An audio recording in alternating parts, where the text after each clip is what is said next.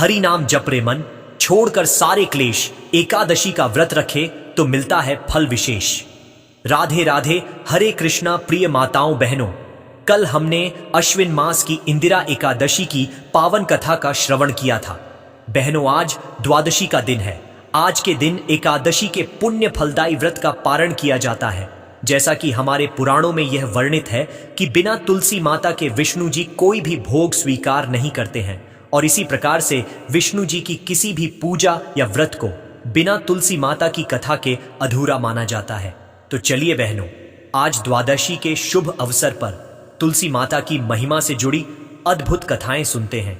इन कथाओं को श्रवण से हमारा व्रत सफल होगा और भगवान लक्ष्मी नारायण की असीम कृपा हम सब पर बनी रहेगी।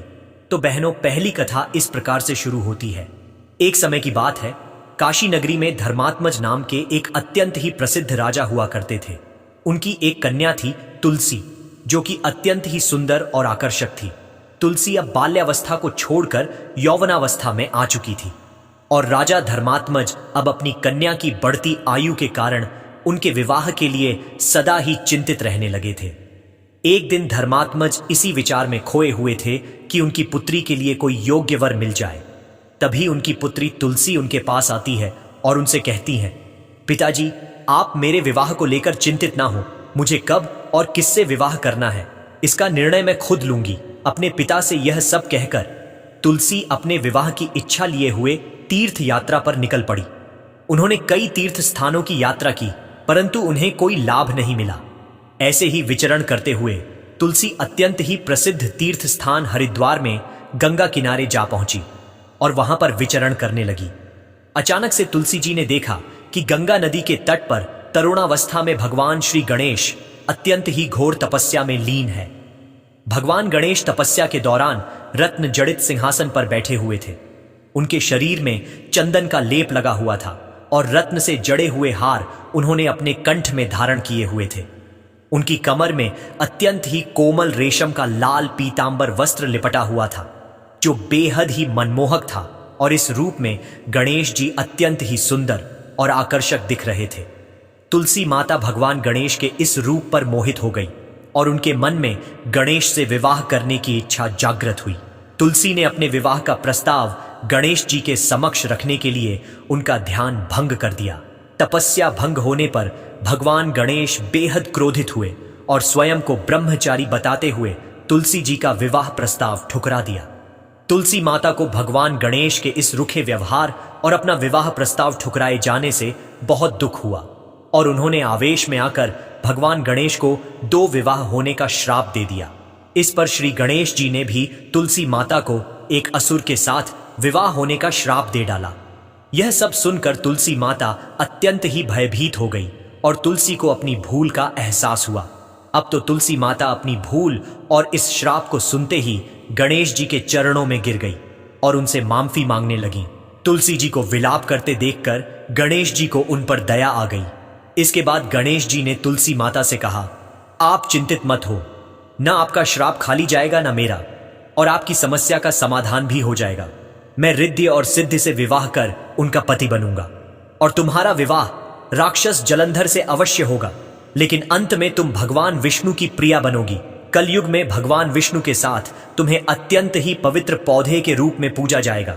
उन्होंने यह भी कहा कि कलयुग में तुलसी मोक्ष और जीवन देने वाली साबित होगी, लेकिन मेरी पूजा में भूल से भी तुलसी का प्रयोग नहीं किया जाएगा। इस प्रकार से गणेश जी ने तुलसी माता को वरदान दिया, जिस कारण माता तुलसी युगों युगों से लेकर आज भी पूजित है। यह थी पहली कथा। बोलिए तुलसी माता की जय। जय श्री गणेशाय नमः। आगे को कथा अनुसार शिव महापुराण में वर्णन मिलता है कि प्राचीन काल में दैत्यों का एक राजा था जिसका नाम दंभ था। वह भगवान विष्णु का परम भक्त था, लेकिन उसे संतान का सुख प्राप्त नहीं था। संतान की प्राप्ति के लिए उसने शुक्राचार्य को अपना गुरु मान लिया और उनके मार्गदर्शन में वह पुष्कर सरोवर पर जाकर शिव जी की घोर तपस्या करने लगा। साथ ही वह श्री कृष्ण मंत्र का भी जाप करने लगा।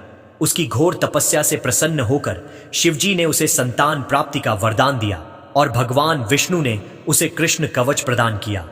कहा जाता है कि दंभ के पुत्र का जन्म भगवान शिव के तेज से हुआ था। कुछ समय बाद राजा दंभ के यहां एक तेजस्वी पुत्र का जन्म हुआ। यह बालक आगे चलकर जालंधर नाम से पराक्रमी राजा बना और इसकी राजधानी का नाम जालंधर नगरी रखा गया। दंभ ने अपना कृष्ण कवच अपने पुत्र जालंधर को प्रदान कर दिया और इस प्रकार जालंधर ने भी अपने पिता के पद चिन्हों पर चलते हुए कठोर तप करने का निर्णय लिया। उसने ब्रह्मा जी को प्रसन्न करने के लिए तपस्या की और उनके आशीर्वाद से अमृता का वरदान प्राप्त कर लिया। ब्रह्मा जी ने उसे यह वरदान दिया कि कोई भी देवता उसका वध नहीं कर सकेगा। इसके अतिरिक्त ब्रह्मा जी ने उसे सलाह दी कि वह बद्रीवन जाकर तपस्या कर रही धर्मध्वज की पुत्री तुलसी से विवाह कर ले। ब्रह्मा जी के निर्देशानुसार जब जालंधर विवाह के योग्य हुआ तो दैत्य राज्य की कन्या वृंदा का विवाह जालंधर से संपन्न हुआ। जालंधर ने तुलसी से विवाह किया और दोनों अपने जीवन को प्रेम पूर्वक व्यतीत करने लगे। जालंधर के पास अमृता का वरदान और भगवान श्री कृष्ण का कवच था। इस कारण उसकी शक्ति असीम थी। जालंधर एक क्रूर महाराक्षस था जो सदा ही अपनी सत्ता के मद में चूर रहता था। विवाहित होने बाद भी एक समय उसने माता लक्ष्मी को पाने की कामना से देवताओं से युद्ध करने का निर्णय लिया। उसने अपने पूरे बल और पूरी सेना के साथ युद्ध आरंभ किया। देवताओं और असुरों के बीच यह भीषण युद्ध बहुत समय तक चला। अपने बल के प्रभाव से उसने देवताओं, गंधर्वों, किन्नरों और त्रिलोक के अन्य प्राणियों को अपने अधीन कर लिया। त्रिलोक पर उसके अत्याचार और शक्ति के आगे कोई भी टिक नहीं सकता था। उसने सभी देवताओं को पराजित कर दिया, परंतु माता लक्ष्मी को पराजित नहीं कर सका, क्योंकि माता लक्ष्मी का जन्म भी समुद्र यानी कि जल से हुआ था। समुद्र से ही उत्पन्न होने के कारण माता लक्ष्मी ने उसे अपने तेज से, अपने बल से पराजित कर दिया और भाई के रूप में स्वीकार कर लिया। वहां से पराजित होकर वह देवी पार्वती की सुंदरता पर मोहित हो गया और पार्वती माता को पाने की लालसा से कैलाश पर्वत पर गया। उसके मन में यह विचार आया कि लक्ष्मी जी न सही तो देवी पार्वती को तो मैं अवश्य ही प्राप्त कर लूं।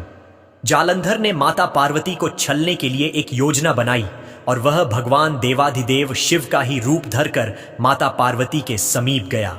मां पार्वती ने उसे अपने समक्ष देखते ही अपने योग बल और सतीत्व से उसे तुरंत पहचान लिया तथा वहां से अंतर्ध्यान हो गई और भगवान विष्णु के समक्ष वैकुंठ धाम में पहुंची। वहां जाकर देवी पार्वती ने क्रोधित होकर सारा वृतांत भगवान विष्णु को सुनाया। मित्रों, दरअसल जालंधर की पत्नी वृंदा अत्यंत पतिव्रता स्त्री थी और उसी के पतिव्रत धर्म की शक्ति से जालंधर न तो मारा जाता था और न ही पराजित होता था। इसीलिए जालंधर का नाश करने के लिए वृंदा के पतिव्रत धर्म को भंग करना बहुत जरूरी था। इधर जालंधर की शक्ति से भयभीत होकर सभी देवता ब्रह्मा जी के पास गए और उनसे इस समस्या के समाधान का उपाय पूछा। ब्रह्मा जी ने देवताओं को भगवान विष्णु के पास जाने का सुझाव दिया। भगवान विष्णु ने स्थिति को समझकर बताया कि जालंधर का वध केवल भगवान शिव के त्रिशूल से ही संभव है। अतः सभी देवता भगवान शिव के पास गए और उनसे सहायता मांगी। भगवान शिव ने उनकी सहायता का आश्वासन दिया और अपने एक गण चित्ररथ को जालंधर के पास दूत बनाकर भेजा। चित्ररथ ने जालंधर को समझाने का प्रयास किया कि वह देवताओं को उनके अधिकार लौटा दे और अपने राज्य में लौट जाए, परंतु जालंधर ने इसे ठुकरा दिया और युद्ध करने की ठानी। इस पर भगवान शिव स्वयं युद्ध के लिए प्रस्थान कर गए। उनके नेतृत्व में देवताओं और दानवों के बीच भीषण युद्ध हुआ, लेकिन ब्रह्मा जी के वरदान के कारण जालंधर को कोई भी देवता पराजित नहीं कर सका। भगवान शिव ने अपनी शक्ति से जालंधर पर त्रिशूल चलाने का प्रयास किया, किंतु आकाशवाणी हुई कि जब तक जालंधर के पास भगवान श्री कृष्ण का कवच और उसकी पत्नी तुलसी का सतीत्व अडिग है, तब तक उसका वध संभव नहीं। यह सुनकर भगवान विष्णु ने वृद्ध ब्राह्मण का रूप धारण किया और जालंधर के पास जाकर श्री कृष्ण कवच का दान मांगा। भगवान के स्वरूप और उनके आने का उद्देश्य नहीं जानकर जालंधर ने सहजता से श्री कृष्ण कवच दान कर दिया। इसके बाद भगवान विष्णु आर्षी का वेश धारण कर वन में जा पहुंचे, जहां वृंदा अकेली भ्रमण कर रही थी। भगवान के साथ दो मायावी राक्षस भी थे, जिन्हें देखकर वृंदा भयभीत हो गई। आर्षी रूपी विष्णु जी ने वृंदा के सामने छल करने के लिए अपने बल और तप से दोनों राक्षसों को भस्म कर दिया। उनकी शक्ति को देखकर वृंदा बहुत प्रभावित हो गई। वृंदा ने मन में विचार किया कि क्यों ना मैं इनसे कैलाश पर्वत पर महादेव के साथ युद्ध कर रहे अपने पति जालंधर के बारे में पूछूं। ये इतने ज्ञानी मालूम पड़ते हैं, जरूर ही मेरी समस्या का समाधान करेंगे। आर्षि रूपी विष्णु जी ने वृंदा की बात को सुना और अपने माया जाल से 2 वानर प्रकट कर दिए। एक वानर के हाथ में जालंधर का सिर था तथा दूसरे के हाथ में उसका धड़ था। अपने पति की यह दशा देखकर वृंदा मूर्छित होकर गिर पड़ी। होश में आने पर उन्होंने आर्षि रूपी भगवान से विनती की कि वह उसके पति को जीवित कर दे। भगवान ने अपनी माया से पुनः जालंधर का सिर धड़ से जोड़ दिया, परंतु स्वयं भी वह उसी शरीर में प्रवेश कर गए। वृंदा को इस छल का जरा आभास न हुआ। जालंधर बने भगवान के साथ वृंदा का पतिव्रता का व्यवहार करने लगी, जिससे उसका सतीत्व भंग हो गया। ऐसा होते ही वृंदा का पति जालंधर युद्ध में हार गया। इस सारी लीला का जब वृंदा को पता चला तो उसने क्रोधित होकर भगवान विष्णु को शिला बन जाने का श्राप दे दिया। अपने भक्त के श्राप को भगवान विष्णु ने स्वीकार किया और शालिग्राम पत्थर बन गए। सृष्टि के पालनकर्ता के पत्थर बन जाने से ब्रह्मांड में असंतुलन हो गया।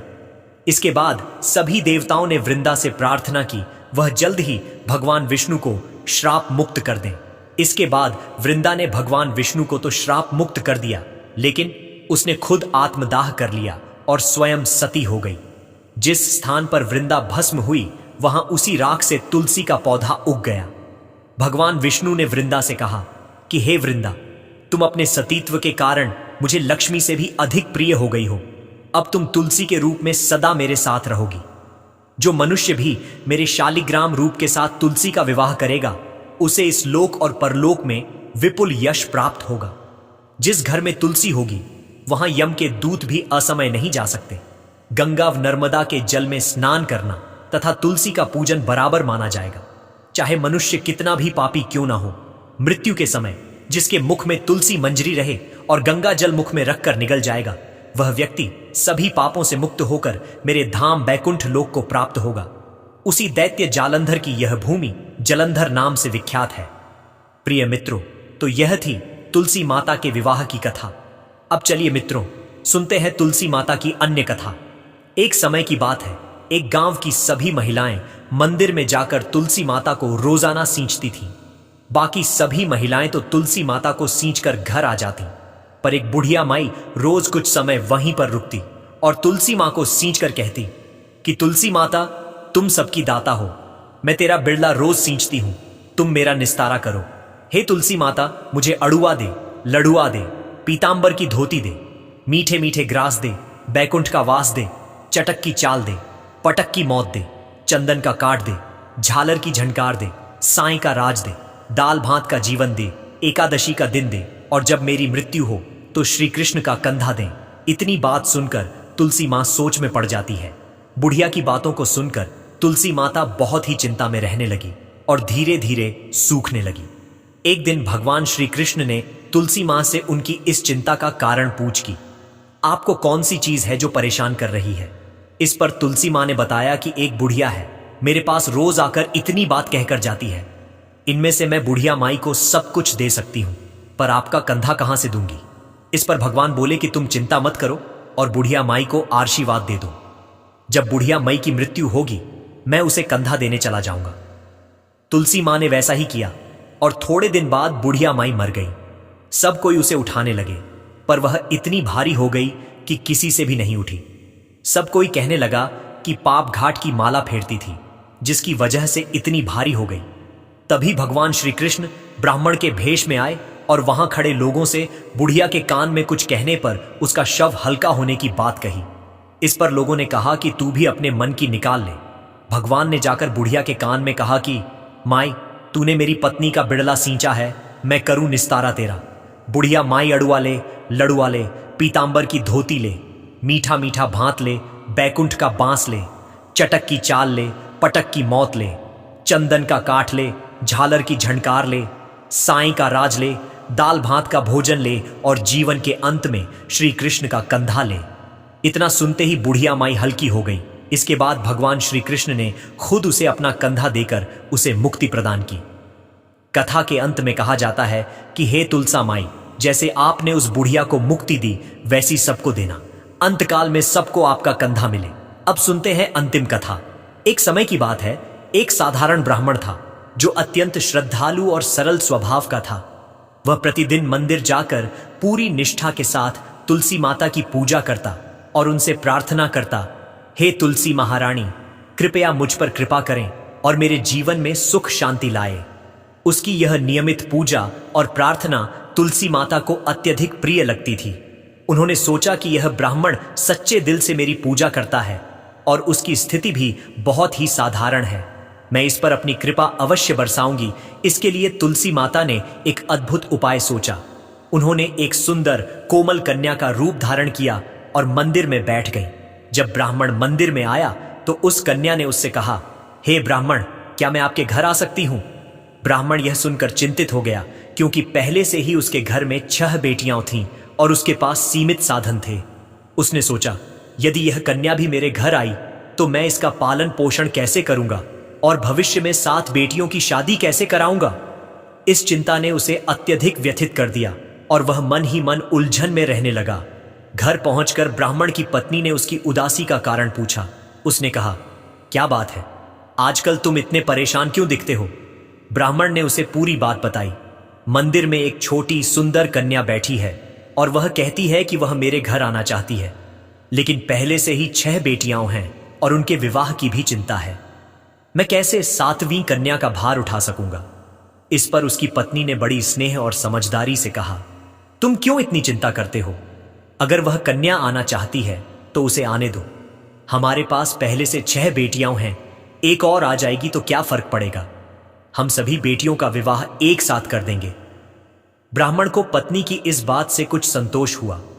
अगले दिन जब वह मंदिर पहुंचा तो उसने उस कन्या से कहा, बेटा, अगर तुम हमारे साथ आना चाहती हो तो चलो। ब्राह्मण उसे अपने घर ले आया। वह कन्या, जो वास्तव में तुलसी माता ही थी, ब्राह्मण के घर आते ही वहां अपार आनंद और समृद्धि का संचार हो गया। ऐसा लगा जैसे लक्ष्मी जी स्वयं उस घर में निवास कर रही हो। परिवार की सभी जरूरतें पूरी हो गईं और घर में धन धान्य की कोई कमी न रही। जब सभी कन्याएं विवाह योग्य हो गईं, तो ब्राह्मण ने वर खोजने का विचार किया।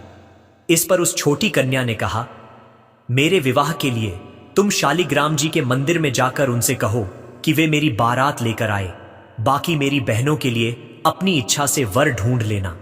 ब्राह्मण ने ऐसा ही किया और आश्चर्यजनक रूप से तुलसी माता की कृपा से विवाह के सारे प्रबंध, जैसे आभूषण, वस्त्र, भोजन आदि, स्वयं ही जुट गए। तुलसी माता की सभी बहनों का विवाह धूमधाम से संपन्न हुआ और तुलसी माता की कृपा से ब्राह्मण का घर धन धान्य से भर गया। ब्राह्मण को यह सब देखकर समझने में तनिक भी देर नहीं लगी कि उनकी 7वीं पुत्री स्वयं माता तुलसी है और उनकी ही कृपा से उसको सुख समृद्धि प्राप्त हुई। मित्रों, यह कथा हमें सिखाती है कि सच्चे मन से ईश्वर की भक्ति करने वाले को ईश्वर कभी खाली हाथ नहीं लौटाते। उनकी कृपा किसी भी रूप में हमारे जीवन में सुख और समृद्धि ला सकती है। कथा समाप्त हुई। अगर आपको हमारी वीडियो अच्छी लगी हो तो एक लाइक जरूर करें और ऐसी ही कथाएं सुनने के लिए चैनल को सब्सक्राइब जरूर करें। धन्यवाद।